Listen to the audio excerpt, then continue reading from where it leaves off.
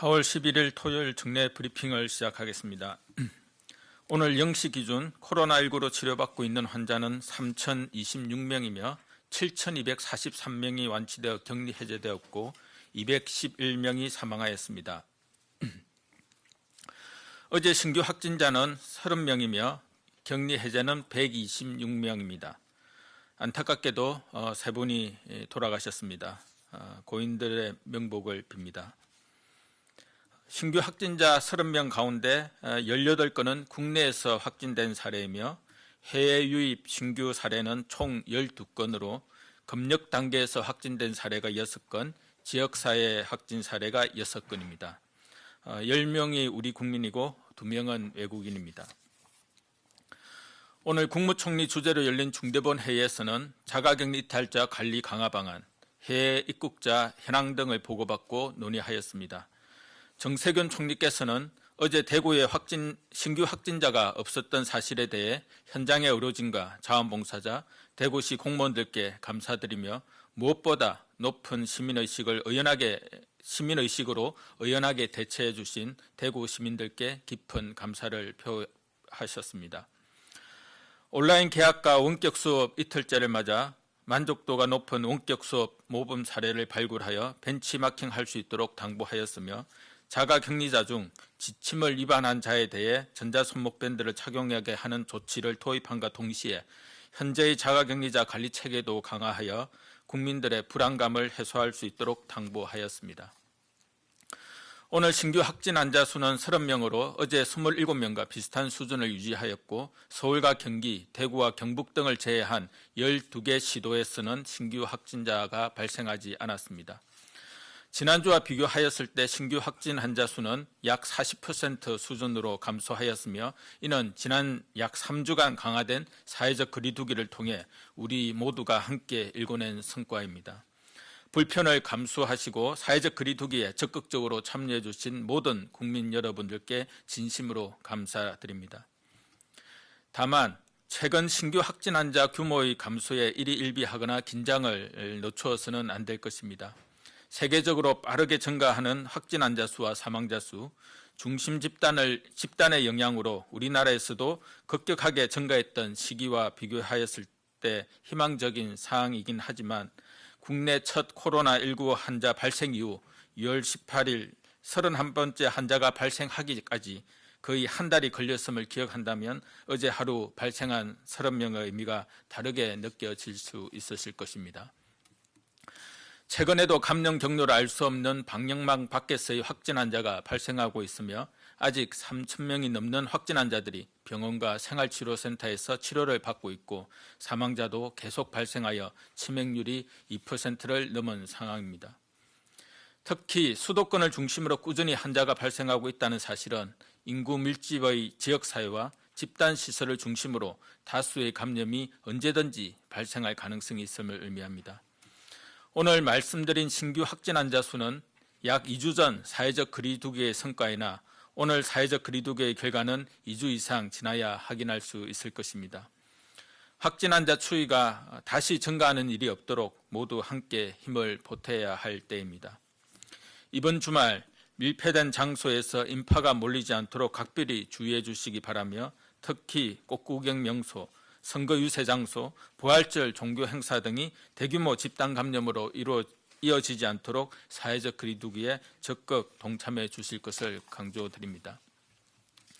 자가격리 이탈자 관리 강화 방안을 말씀드리겠습니다. 최근 해외 입국자로 인한 자가격리 대상이 크게 증가하여 코로나19의 국내 유입과 확산이 우려되고 자가격리 중 무단이탈과 재이탈 사례가 발생하여 관리를 강화할 필요성이 지속적으로 제기되어 왔습니다. 국민 전체는 물론 자가격리자 스스로의 안전을 위해 착용한다는 점을 고려하여 전자손목밴드를 안심밴드로 부르고 이를 착용토록 하여 관리하는 방안과 함께 자가격리자 안전보호 앱에 동작 감지 기능을 추가하고 일일 전화 확인, 불시 점검 등 자가격리자에 대한 관리 체계 강화를 추진하고자 합니다. 안심밴드는 자가격리 지침 위반자에 한하여 본인의 동의를 받아 적용할 예정이며 블루투스를 통해 휴대폰에 설치된 자가격리 앱과 연계 구동하여 일정 거리를 이탈하거나 밴드를 훼손, 절단 시 전담 관리자에게 자동으로 통보되는 방식으로 운영됩니다.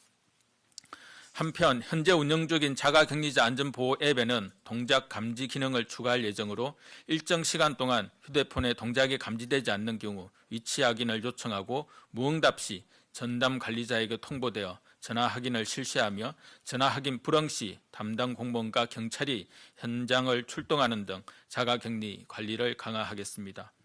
아울러 하루 2번 건강 상태를 확인하는 것에 더해 추가로 1번 무작위로 건강 상태를 확인하고 불시 점검을 강화하겠습니다.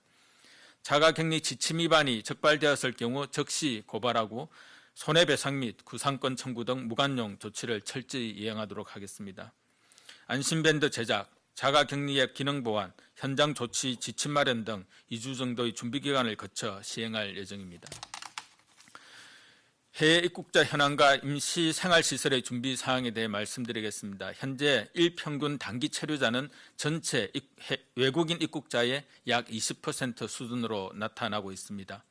4월 1일 0시부터 해외 입국자 관리 강화 방안을 시행함에 따라 격리 면제 대상이 아닌 단기 체류 외국인은 정부가 마련한 임시 생활시설에서 의무적으로 14일간 격리된 생활을 하고 있습니다.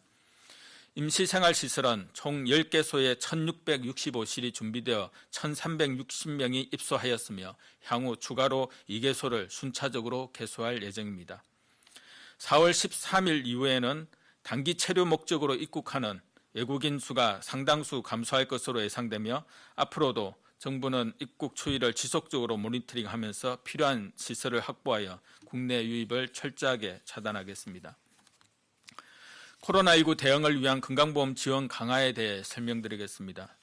병원 내 코로나19 추가 감염을 방지하고 취약계층의 감염 방지를 위해 전화 상담과 처방이 보다 적절하게 이루어질 수 있도록 할 것입니다. 대면 진료와 마찬가지로 기본적 진찰료 외에도 연령과 시간에 따른 진찰료 가산을 적용하고 의료질평가 지원금을 적용하여 지급할 계획입니다. 자가격리자가 다른 질병으로 불가피하게 입원 진료가 필요한 경우에도 격리실 입원료 수가를 적용하여 병원 내 감염을 예방하면서도 자가격리된 국민들이 적절한 의료 서비스를 받을 수 있도록 할 예정입니다. 또한 코로나19로 경제적 피해가 심한 저소득층, 소상공인 등에 대한 건강보험료 경감은 3월부터 5월까지 부과분을 대상으로 실시합니다. 이에 따라 특별재난지역은 건강보험료 하위 50% 이하 약 71만 명, 그 외 모든 지역은 하위 40% 이하 1,089만 명 등 총 1,160만 명의 국민들의 보험료가 3개월간 평균 9만 원 정도 감소할 것으로 예상하고 있습니다. 이번 주말은 따뜻한 봄날씨와 더불어 사전투표, 부활절 행사 등으로 인해 많은 분들께서 집 밖으로 나오게 되실 수 있는 상황입니다. 코로나19의 확산을 막기 위해 모두가 노력해야 하며 밀폐된 공간에서 여러 사람이 밀집하는 모임이나 활동은 자제해 주시기 바랍니다. 코로나19 바이러스는 주로 침방울을 통해 전염되는 것으로 알려져 있어 사람과 사람 사이의 물리적 거리를 유지하는 것이 매우 중요합니다. 사람들이 모이는 장소에서 손 씻기와 기침 예절 등 개인위생 수칙도 준수하여 주시기를 부탁드립니다. 이번 감염병 위기를 통해 우리는 일상생활의 소중함을 느끼고 서로의 소중함과 사회적 연대 동안 경험하고 있습니다. 사회적 거리두기의 성과는 혼자만의 노력으로는 결코 달성할 수 없으며 모두가 함께 참여해야 하는 일임을 유념해 주시기 바랍니다. 많은 분들께서 불편과 어려움을 겪고 계시지만 우리 국민들과 의료진, 방역당국이 힘을 합쳐 이 감염병 위기를 꼭 극복해 나갈 수 있을 것입니다. 감사합니다. 네, 지금부터 질의응답 시간을 가지겠습니다.